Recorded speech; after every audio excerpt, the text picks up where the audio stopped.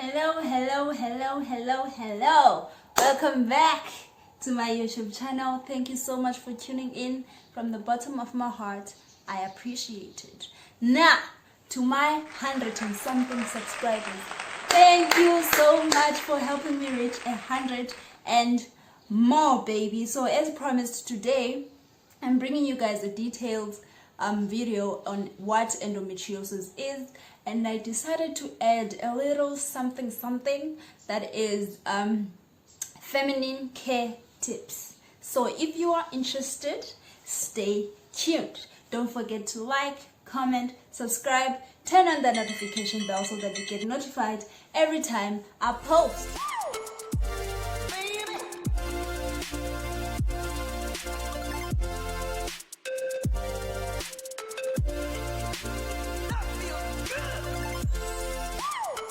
So before we get into what endometriosis is, we need to understand what an endometrium is. So an endometrium is the inner lining of your uterus that thickens during ovulation and waits for your egg to be fertilized. So when your egg is not fertilized, you get a menstrual cycle. So that means that blood that comes out is that unfertilized egg and that endometrium wall. So what is endometriosis?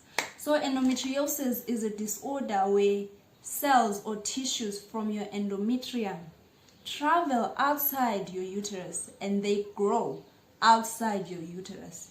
It can be in your ovaries, fallopian tube, in your intestine, or any tissue surrounding your pelvic area. It's rare that these tissues or endometrial tissues grow anywhere else, but it's not impossible. These endometrial tissues, wherever they grow, they thicken, they break down, and they bleed during each menstrual cycle. So you might find that with you, you have prolonged bleeding. It may be a result of them bleeding. But because these endometrial tissues have no way of going out, then they become trapped. And then that's when they cause problems. These cells grow in areas that they are not supposed to be in, As a result of that, the tissue in that area they grow in becomes irritated, which results in inflammation, which then results in lesions be it wounds or islonda.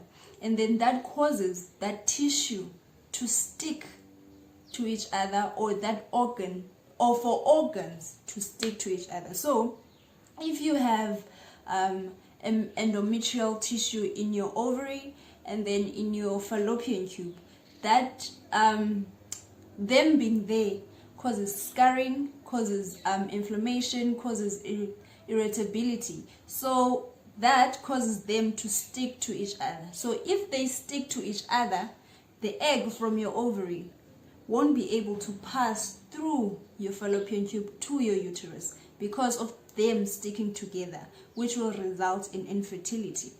So even if you get a sperm in your uterus and your endometrium is that thick, you will get your period, but you won't get a baby because there's no egg to fertilize. What are the symptoms of endometriosis? Okay, number one, the most common one is painful period pains. If you have excessive pain during your periods, then it's time to go see your gynecologist. Anyway, it might not be an endometriosis, but it might be something else. You're not supposed to have painful periods. So if you have painful, super painful periods like I did, then it's time for you to go see a gynae. Number two, excessive bleeding, which I've already mentioned. So you have your natural blood, okay, not natural blood, but you're bleeding naturally from your menstrual cycle, right? That blood plus the blood from your endometrial tissues will make more blood. Another symptom is pain during bowel movement and urination. Usually this happens during your menstrual cycle. Another symptom for endometriosis is painful intercourse. So if you're having pain during sex, then it's time to go to your gynae. Remember, these symptoms are not, if you have these symptoms, it doesn't mean you have endometriosis. It can be just ovarian cysts or something else. Either way, if you experience these symptoms, they are not supposed to be there. Go see a gynae. I I suggest you go to a gynae than going to a GP, honestly. A GP does not specialize in vaginal things, okay? They specialize in general things, so they don't really know. So they might prescribe to you pain medicine and whatever, but it won't solve the root problem. So rather go to a gynae than a GP. And if you go to a gynae in time and then they diagnose you with endometriosis in its early stages, then your symptoms will be easy to manage. So I suggest you go see a gynae. The causes for endometriosis, they're not definite. So there's no definite cause for endometriosis. So I'm just not gonna dwell in that, telling you something that's not 100%. So the causes, there's no definite cause for endometriosis, but there are potential causes, but they're not definite. So I'm just not gonna dwell on them. Complications that may develop as a result of endometriosis is infertility, which I've already touched on. Number 2 is cancer. This one, ovarian cancer. Okay, so having ovarian cancer, the chances of having ovarian cancer are low generally, but with endometriosis, it increases your risks of getting ovarian cancer. But now it's not completely up the roof. It's very rare to get ovarian cancer, but with endometriosis there are more chances than someone who doesn't have endometriosis. The treatment for endometriosis, there is no treatment, there is no cure. I think the reason behind that is because there is no definite cause, so they can't really pin down what the real cause is, therefore they cannot come up with a cure. But symptoms are manageable.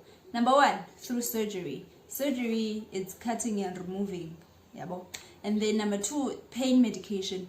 Now if you have endometriosis, you have really painful periods, but I'll suggest you go and get a diagnosis of whatever is wrong with you rather than having pain medication, because then you're not removing the root cause of that pain.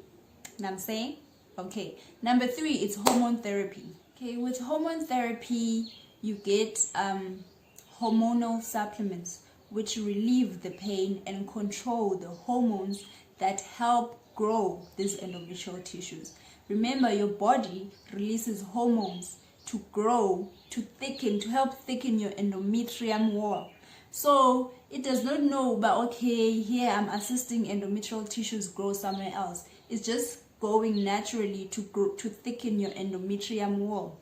So your endometrial tissue outside that uterus, they also grow as a result of that hormone. So hormonal therapy helps to regulate that growth and may help in pain relief. Okay, I'm just gonna go back to surgery. So with surgery, they use laparoscopy. Laparoscopy.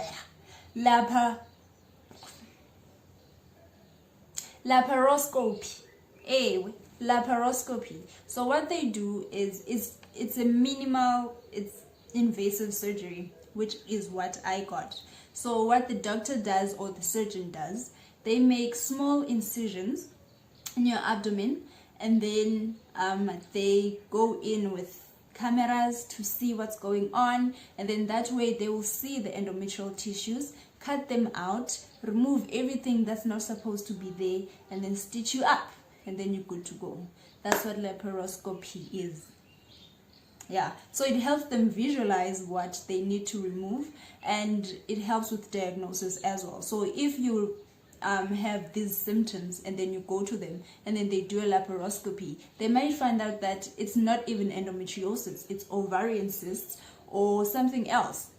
So it's not a complete waste of time if you don't have endometriosis and you go do laparoscopy. It means that they will diagnose something eventually.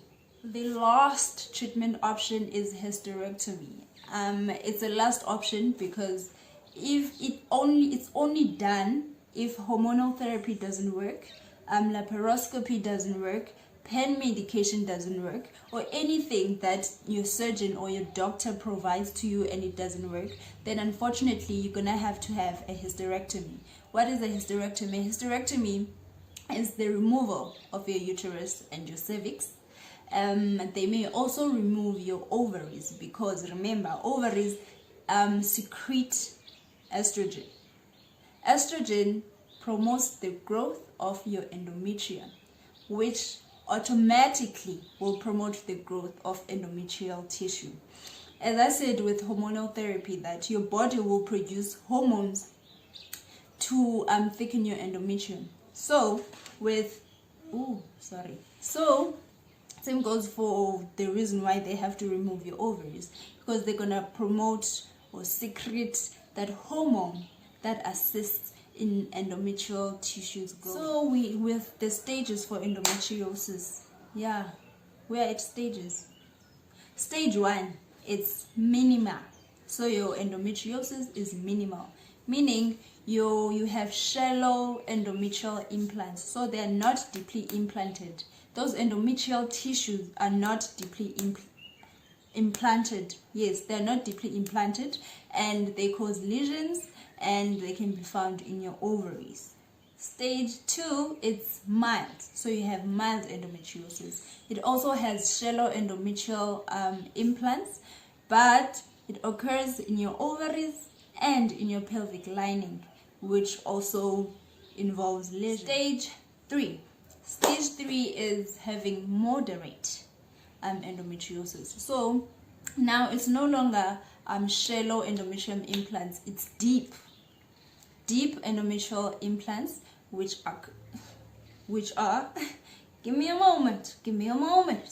Okay, we have moderate endometriosis. So this one involves deep endometrial implants. So your endometrial tissues are implanted deeply in your ovaries and in your pelvic lining, and then there are more lesions. So with mild and minimal, they have 1 or 2 lesions, let's say, and then with moderate, there's more than 2 lesions. And then the last stage is stage 4, which is severe endometriosis. This one also has deep endometrial implants and has a lot of lesions in your fallopian tube and your bowel. Remember, with stage 1, there's just lesions. Stage 1 and stage 2, it's small lesions. Stage 3, it's a lot more lesions. But with stage 4, those lesions are in your fallopian tubes and in your bowel, which is the last one. Okay, I believe I have told you guys everything about endometriosis, everything that needs to be known about endometriosis. But if you want all those medical terms and medical then you can go research it. But me, I told you in basic forms, basic. So let's move on to my feminine care tips. Let's first talk about what's up there in your vagina, amongst other things. So number 1, your vagina is acidic. It's acidic up there. Number 2, your vagina has natural bacteria.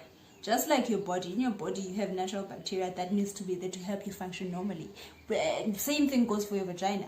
Vagina has its own bacteria that keeps the pH of your vagina balanced, and it has acid. Now, when a baby girl, you choose to wash your vajay with soap. Number 1, what does soap do? What does soap does? What does soap do? Soap kills bacteria. Number 1, you have destroyed natural bacteria in your vagina. Number 2, what is a soap? Soap is an alkaline. Remember, you are acidic, your vagina is acidic, your soap is alkaline. So when it gets up there, it's gonna mess up your pH. This is why you will get that fishy smell. So my sisters, stay away from soaps. Stay away from all these feminine products, whatever. Like, leave those soaps alone. Leave them alone. The vagina cleans itself. Every month you are on your periods, that's your vagina cleaning itself. Even during any time of the month, it cleans itself. It does not need all those things. It doesn't, honestly, it just doesn't. You're just messing up with the pH of your vajay, which is why you're gonna get that fishy smell. So now that we're done, second tip. Probably it's not a tip, but if you're someone suffering from yeast infection, sis, I suffer from yeast infections like nobody's business. So I decided to just go to the doctor and be like, rather come and do something. So the safest way to know that there's really something wrong and it might be yeast infection, number one, it's a discharge. Number two, POF is not just any discharge that is itching. So your vagina is itching, your vulva is itching, you are irritated, it's just not on. You're itching, your vulva is itching, the whole of your vagina is itching, you are irritated. Now it can give you a break. Let's say in the morning you're itching, during the day you're not.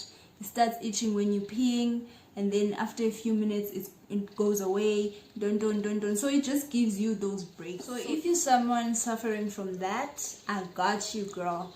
Let me show you the medication that my doctor prescribed for me. So it's clotrimazole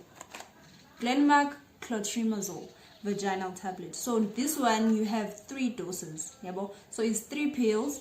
You insert them in 3 nights. It's 3 pills inserted at night. So it's 3 pills, 3 nights. They have their own applicator. So you can go with this one. You can get it through. You can get this one through. I almost said subscription. So please, guys, please subscribe to my channel. But you can get this through a prescription. And then you can get a cream over the counter. So you don't have to go to a doctor to help yourself with this because yeast are normal. So it's not a huge thing. You can just go to a Clicks over the counter or Discam over the counter or ShopRite or somewhere at a pharmacy, and you tell the pharmacist, like, listen, I've got thrush or I have yeast infection. Then they should give you a cream. Now a cream that I use when my yeast infection starts as things, then I go over the counter and I get this. I can't show you that. This is Canex V. It's Canex V, and it really does help. So Canex V and Glenmark Ndondon. So if you want a prescription, but if you just want to go over the counter, so yes. What causes yeast infection? So what causes yeast infection is fungal growth. So it just grows because it chooses to. It grows. And then these, they kill that not bacteria, but they kill that fungal growth by breaking down its cell membrane, and then it goes away and you're good. You got that? Okay, so the last thing that I'm going to touch on is vaccines. Now, a lot of people get skeptical when it comes to vaccines, but let me tell you something. I did ask a gynecologist. So, a Gardasil vaccine. I'm going to talk about a Gardasil vaccine. So, this vaccine fights against ovarian cancer, fallopian tube cancer, vulva cancer, anal cancer, it fights against penis cancer. So boys, men are also in this. So you need to get that vaccine. Now, how do you get this vaccine? Or you can get it at Clicks and Discam, pharmacy sister. You don't have to get it from a doctor. You can just go to Clicks or Discam and tell your pharmacy sister that you want a shot, and they should give it to you. So these shots, you take them 3 times. 1 when you start, after 2 months, and after 3 months. These vaccines, you should start taking them at the age of 9 till 45. Remember, cancer has no age. So start your child on vaccine if they reach 9. After they reach 9, it's time for them to get a vaccine. 9 years to 45 years. Now, 9 years to 15 years, they only get 2 shots. 1 shot after, and then 6 months after. That's only 2 shots. But then if they are 15 years and older, then it's 3 shots. When you start after 2 months and after 6 months. I highly recommend that you get these vaccines if you're someone who doesn't want to get cancer, or especially if you're someone with a family history of cancer. Then you should, when it's not a matter of questioning, you should go get it. But I believe you should go consult with your doctor first. Before doing any of this, you should find out if it's safe for you. Remember, we're different people, we have different body parts. We have different body types, not body parts, I'm sorry. I meant to say different body types. So we have different body types. So I would highly recommend that you consult your doctor before any of this. Another thing that I'd like to throw in there is getting a pap smear. Get a pap smear. Let me tell you something, it's not invasive, it's not painful. I promise you, it's really not painful. Just go out there and get a pap smear. A pap smear will be able to tell you if you have cancerous cells or cells that may be cancerous in the future. So that's helping you fight cancer before it gets to you, my sister. So go get your pap smear. That's all I have for you guys today. I hope you have, my bad, sorry. I hope you have learned something, because I have learned something and I didn't know these things a month before. So I'm really grateful that I got the opportunity to get to learn about these things, and I hope you guys can get an idea or follow this, whatever. I just hope you have learned something, and please do make sure to share this video, because it is information that is very helpful, I believe. So please help me share this video. Tell your friends to go through to my channel, or send them my link, and they should be seeing the baby girl. And yes, today I slicked down my hair. Let me tell you something, it was a marathon slaying down this hair. Not slaying, but laying it down. It was a process. But anywho, like, comment, subscribe, and don't forget to share this information with your loved ones. And who knows, you might save a life. So thank you so much.